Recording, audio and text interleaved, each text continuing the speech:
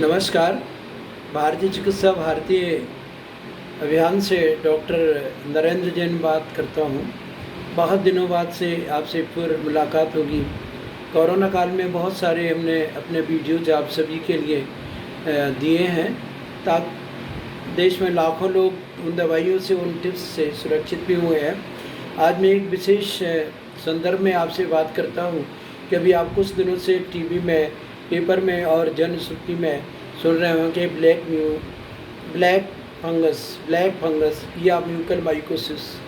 ये म्यूकल mycosis, black fungus और एम्पिटेरिसिन B या लाइपोसोमल जैसे शब्द आप अभी अभी सुनने आए हैं। आपने अपनी लाइफ में शायद ही ब्लैक फंगस का सुना होगा। इस ब्लैक फंगस के विषय में मात्र चर्म रोग विशेषज्ञ या स्किन स्पेशलिस्ट, डर्मेटोलॉजिस्ट ही बात क्या करते थे। कभी कभार कोई पेशेंट आते थे तो उसमें प्रारंभ से ही एम्पोटोरिन चलता था, पर एम्पोटोरेशन के बाद क्योंकि इस दवाई का अधिक उपयोग बाद में बहुत नहीं किया गया, उसका कारण इसके दुष्प्रभाव बहुत अधिक रहे हैं। अधिक एम्पोटेरिसिन बी के उपयोग के कारण से किडनी और हार्ट दोनों डैमेज हो सकते हैं और बहुत सारे डिसफंक्शन हो सकते हैं। उसके विषय में आप चाहें तो एम्पिटेरिसिन बी या लाइपोसोमल के विषय में हमारे जो डॉक्टर्स के मैगजीन्स आते हैं, ये सिम्स मिम्स वगैरह में आप पढ़ सकते हैं। खैर, मुझे उससे कोई मतलब नहीं है। जब कोई चिकित्सा की जाती है तो उसके दुष्प्रभाव होते हैं और दुष्प्रभाव के रोकने के लिए भी उसके इलाज होते हैं।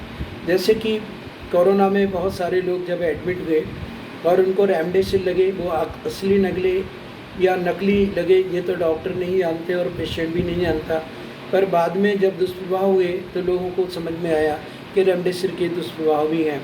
इसी प्रकार से लोगों ने मिथाइल प्रेडनिसोलोन या स्टेरॉइड का अधिक उपयोग करने से अधिकांश लोगों को डायबिटीज बढ़ी और बहुत सारे लोग भी ऐसे होंगे जो बहुत हाइपरग्लाइसीमिया या बहुत अधिक ब्लड प्रेशर के कारण से या कार्डियक शॉक के कारण से, कार्डियक फेलियर के कारण से काल कवलित हुए हैं।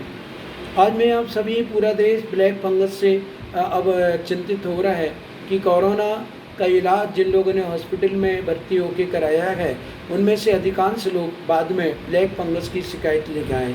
ये ब्लैक फंगस क्या होती है? एक प्रकार का फंगस ही होती है, इसको बाइकोरिस बोलते हैं और या फम्पूद बोलते हैं। आपने कभी देखा होगा कि यदि हम किसी गेहूं की रोटी या किसी प्रकार के अन्न को यदि थोड़ा गीला करके वो रखा रहे तो 2-3 दिन में उस पर एक लेयर आ जाती है पूरी ब्लैकिश कलर की, वही फंगस होता है। इनमें बहुत सारी वैरायटीज रहती हैं, टीनिया कॉर्पोरिस, टीनिया पैडिस, टीनिया क्रोरिजिस आदि बहुत सारे रहते हैं। पर ये मिथाइल प्रेडनिसोलोन के बाद ही क्यों हो रहा है, ये प्रश्न है। क्यों मिथाइल प्रेडनिसोलोन डॉक्टर जो हैं अभी उसको लाइन ऑफ ट्रीटमेंट में लंग्स में जो स्वेलिंग आ जाती है उसके लिए दे रहे हैं, या कुछ तात्कालिक उसमें कुछ इम्यूनिटी भी, क्योंकि ये ग्लूकोकॉर्टिकोस्टेरॉइड्स रहते हैं। हालांकि इनसे बहुत सारे नुकसान हैं, पर चूँकि लाइन ट्रीटमेंट में और अधिक दवाइयाँ होने के कारण से नहीं, प्रारंभ से ही निमोनिया में डेरिपायरिन के साथ डेक्सामेथासोन या स्टेरॉइड्स दिए जाते रहे हैं। उसी परंपरा में मिथाइल प्रेडनिसोलोन का बहुत अधिक हुआ, कहीं डेक्सामेथासोन का भी हुआ है, बीटामेथासोन का भी हुआ होगा इसके पैरेलल। तो ये जो ब्लैक फंगस डायबिटीज़ के पेशेंटों में अधिक इसलिए हो जाती है कि जब बॉडी में डायबिटीज़ का स्तर बढ़ता है तो जो म्यूकस मेम्ब्रेन्स हैं, जैसे नाक के अंदर है या गले के अंदर है, जो हमारी इंटरनल लेयर्स पे लास्ट लेयर होती है, सबसे ऊपरी लेयर होती है, जब अधिक ग्लूकोज इन सेल्स में बढ़ जाता है तो इनकी कैपेसिटी कम हो जाती है, इनकी इंटॉलरेंसी कम हो जाती है या इनकी इम्यूनिटी कम हो जाती है, क्योंकि कॉर्टिकोस्टेरॉइड्स इम्यूनिटी को भी कम करते हैं अधिक समय तक लेने में। इसमें हड्डी यहाँ तक इम्यूनिटी कम करते हैं कि ऑस्टियोपोरोसिस यानी हड्डियों में तक घुन लग जाता है। जब कोई भी चीज़ में घुन लगता है, जैसे हड्डी कमज़ोर होती है, इसका मतलब कि हड्डी सीधी कमज़ोर नहीं होती है। आयुर्वेदिक चिकित्सा के अनुसार सबसे पहले रस क्षय होता है, फिर रक्त क्षय होता है, फिर मांस क्षय होता है, फिर अस्थि क्षय होती है, फिर मज्जा क्षय होता है, फिर धीरे धीरे शुक्र क्षय होके, ओज क्षय होके शरीर अति क्षीण हो जाता है और वो मृत्यु को भी प्राप्त हो सकता है। तो हमारे कहने का आशय है के कॉर्टिकोस्टेरॉइड्स या मिथाइलप्रेडनिसोलोन अधिक उपयोग करने के कारण से बक्कल मेम्ब्रेन या म्यूकस मेम्ब्रेन की इम्यूनिटी बहुत कम हुई और उसमें कोई भी इन्फेक्शंस हो जाते हैं। क्यों? रोटी पर या डबल रोटी पर कहाँ से म्यूकस आ जाती है, म्यूकेन आ जाती है, कहीं ना कहीं से आ जाती हैं।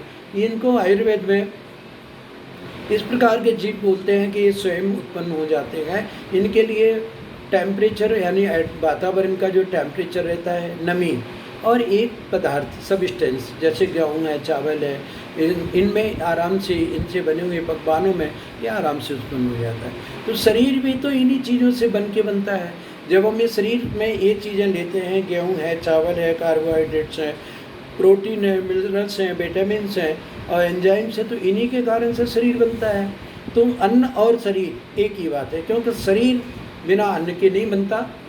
तो जब शरीर में ये इम्यूनिटी कम हो जाती है, वो गल सी आती है मेम्ब्रेन्स अधिक ग्लूकोज के कारण से, तो उनमें ये ब्लैक फंगस या कोई फंगल इन्फेक्शन हो सकता है। अब चूँकि कोरोना काल में हो रहा है, कोरोना के पेशेंट जो ट्रीटमेंट करा के जाते हैं वो तो वैसे ही मृत प्राय से होके जाते हैं, बहुत सारे लोग तो काल कवलित हो जाते हैं, बहुत सारे लोग बच रहे हैं। अब मैंने ये वीडियो इसलिए बनाया है कि घबराने की बात नहीं है।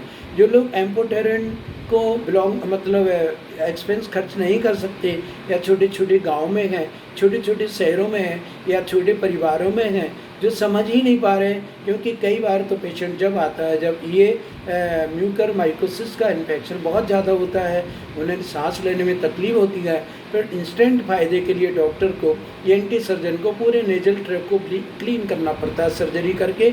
और यदि फिर आँखों तक पहुँच गई तो आँखों की ज्योति चली जाती है, क्योंकि जो रक्त की नलियाँ हैं इनमें जो माइक्रो कैपिलरीज हैं उनके थ्रू ये नाक से जो है वो आँख में और सिर में, गले तक, कान तक कहीं भी जा सकती हैं। उसकी सफाई करना भी बहुत ही ज़्यादा दुखदायी और डॉक्टर के लिए भी बहुत चैलेंजिंग वर्क होता है। फिर भी भारत के ENT सर्जन उसको कर रहे हैं। पर मेरा एक निवेदन है कि इस वक्त हम पैथियों में ना होल के इंटीग्रेशन ऑफ मेडिकल सिस्टम हमें कर लेना चाहिए। आयुर्वेद में भी बहुत सारी ऐसी चीज़ें हैं जो इस फंगस को ख़त्म कर सकती हैं। और क्योंकि हमारे जो हमने, जैसे मैं 35 ईयर ओल्ड डॉक्टर हूँ, जनरल प्रैक्टिस रहा हूँ, एक जनरल प्रैक्टिशनर पे हर एक प्रकार के पेशेंट आते हैं। और आज से 20-30 साल पहले तो स्पेशलिस्टों का जहाँ ज़माना नहीं था, तो एक डॉक्टर से भी प्रकार के इलाज किया करते थे। और जब कोई फंगल इन्फेक्शन का मेरे पास पेशेंट आता था तो हम अपने आयुर्वेदिक दवाई, तेल और ट्यूब्स के माध्यम से ठीक करते थे। आज भी ठीक करते हैं। तो देखिए, सबसे पहले हमें एक टिप्स लेना है कि आपके गांव या शहर में यदि 3 प्रकार के ये तेल मिलते हैं, जिनको हम बोलते हैं नीम तेल या चाल मोंगरा या वाउची तेल या त्वरक तेल और करंज तेल, ये 5 प्रकार के तेल हैं।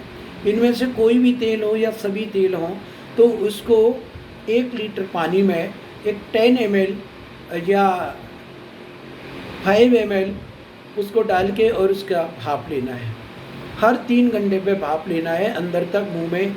और इसी तेल में एक काढ़ी बना के, जिस प्रकार के हम रुई लगाते हैं और रुई की जो काढ़ी बनाते हैं, जैसे आपने देखा होगा कि डॉक्टर स्वाब लेते हैं कोरोना टेस्टिंग के लिए, वहाँ तक जहाँ कोरोना टेस्टिंग के लिए स्वाब जाती है वहाँ तक नाक में या गले के ओरल बक्कल मेम्ब्रेन में अंदर तक, टॉन्सिल तक पूरा इस तेल का आप जो है लेप कर सकते हैं। और इसकी स्टीम दिन में कई बार ले सकते हैं। स्टीम के साथ साथ आप उस ऑयल की स्टीम को लेके चेस्ट पे भी आगे पीछे, ताकि और नीचे तक ये फंगल इन्फेक्शन आपका नहीं जाए। इसकी गहरी सांस ले सकते हैं इस तेल की, और जहाँ तक काढ़ी आपकी जा सकती है, जहाँ तक स्टिक आपको जा सकती है, वहाँ तक उसको हर 3 घंटे पे क्लीन करते रहें और भाप देते रहें। इसके बाद कुछ एंटी फंगल ट्यूब भी आते हैं। यदि ये तेल नहीं मिलते हैं तो माहेश्वरी फार्मा का निमेलिया तेल मिलता है, एक क्यूटिस ऑयल भी मिलता है, और JRK सिद्धा का आपको जो है 777 ऑयल या बहुत सारे ऑयल और भी मिलते हैं। ये ऑयल आपको किसी भी आयुर्वेदिक मेडिकल स्टोर पर मिल जाएंगे, जो स्टीम में भी आप इनहेल कर सकते हैं और काढ़ी से भी इसको लगा सकते हैं। कुछ एंटी फंगल ऑइंटमेंट्स भी आते हैं। JRK सिद्धा का एंटी फंगल ऑइंटमेंट है, हिमालय कंपनी का एंटी फंगल है, क्यूटिस कंपनी का भी एंटी फंगल जो है वो पाउडर्स आते हैं, क्रीम आते हैं और ऑयल भी आते हैं, पर पूरे भारत के डॉक्टर चाहते ही नहीं है कि हमारी नॉलेज इंटीग्रेटेड हो। यदि ये गांव-गांव में नीम का तेल मिल जाता है, करंज का तेल मिल सकता है, तुअरक का तेल मिलता है, चाल मोगरा का तेल मिलता है, ये सब चर्म रोग में बहुत अच्छे काम सदियों से करते आए और आज भी करेंगे। और फंगल इन्फेक्शन में जितनी भी दवाइयाँ बनती हैं, ये दवाइयाँ आयुर्वेद की उपयोग की जाती हैं। अब नहीं, कुछ रसायन हम आपको बताते हैं। जैसे गंधक रसायन की गोलियाँ हैं, गंधक रसायन, वाओची घनबटी, मंजिष्ठ आदि घनबटी, बिडंगलो, नीम इत्यादि दवाइयों के साथ साथ पंचतत्व गुग्गुल है, केसर गुग्गुल हैं, ये इनके यदि पूरे के पूरे या रसमाणिक हैं, ये पूरे के पूरी दवाइयों के सम्मिश्रण बना के इसके 3 खुराक दिन में लिया जाए तो आप इस बीमारी से निजात पा सकते हैं। मैं एम्फोटेरिसिन या लोसोमोल किसी भी इंजेक्शन का विरोध नहीं कर रहा हूँ। मैं ये बताना चाह रहा हूँ कि भारत की परंपरा के आयुर्वेद तरीके भी बहुत थे और इन तरीक़ों से हम फंगल इन्फेक्शन पूरे ठीक कर सकते हैं। जितने जल्दी भाप स्टीम की हीट फंगस को ख़त्म करती है, उतने जल्दी दुनिया की कोई दवाई नहीं कर सकती। आपको यदि इंग्वाइल रीजन में आपको फंगस है या आर्म पिट में फंगस है, आप उसका जैसे आप स्टीम एनिलेशन से स्टीम लेते हैं, आप उसको हर 2-3 घंटे पर उसको वर्न कीजिए। आप देखिए कि आपकी खुजली खत्म हो जाएगी और धीरे धीरे 10, 15, 25 दिन में वो फंगस खत्म हो जाती है। एक फंगल में भी आप इनिशियली यदि आप हॉस्पिटल से लौटे हैं, आपने स्टेरॉइड लिया है, मिथाइल प्रिडनिसोलिन लिया है, डेक्सामेथासोन लिया है और या अदर्स कोई भी स्टेरॉइड लिया है, तो आप रोज़ एक बार इस भाप को ज़रूर लें। आपको म्यूकर माइकोसिस नहीं होगा। ये उन लोगों के लिए है जो लोग खासकर भर्ती होके आए हैं, क्योंकि रेमडेसिविर के कॉम्प्लिकेशन के विषय में सरकार नहीं जानती और किसी को डॉक्टर ने बताना इस समय उचित भी नहीं समझते हैं। पर आप यदि हॉस्पिटल से जा रहे हैं तो सबसे पहले आप स्टीम लें। और एक और है, यदि आप चाय पत्ती की भाप ले सकते हैं, क्योंकि मिथिलीन ब्लू करके केमिकल होता है जिसे दुनिया के डॉक्टरों ने कहा कि सबसे जल्दी ये वायरस किलर होता है, तो मिथिलीन ब्लू को भी आप ले सकते हैं। वो भी बहुत हद तक आपके नेजल ट्रैक्ट को क्लीन करती है और आपके ऑक्सीजन लेवल को भी बढ़ाएगी और म्यूकर माइकोसिस होने में भी नहीं होने में आपको सहयोग करेगी। मेरा उद्देश्य आपको किसी चिकित्सा पद्धति का विरोध करना नहीं है। मुझे भारतीय परंपरा में म्यूकर माइकोसिस का ट्रीटमेंट बताने के लिए मैं कोशिश कर रहा हूँ। मेरे पास अब जैसे आयुष विद्याशक्ति के लिए लाखों लोग मेरे यहाँ निरोग हुए, वैसे मैं कोशिश करूँगा कि म्यूकर माइकोसिस से भी लोग मेरे पास आएँ, मुझसे सलाह लें और मैं उनको पूरा ठीक करने की पूरी कोशिश करूंगा। और यदि आप इस स्टेज में पहुंच गए हैं तो मैं तुरंत आपको सर्जरी के लिए ENT सर्जन के पास रेफर करूंगा। इसी के साथ धन्यवाद। जय जिनेन्द्र। मैं doctor Narendra Jain, Guru Chhaya medical centre, 120 Marwari road, Bhopal, और मेरा फ़ोन नंबर है 9329159594। इसी के साथ जय हिंद, जय भारत। उम्मीद है कि आप मेरी इस आवाज़ को जन जन तक भेजेंगे।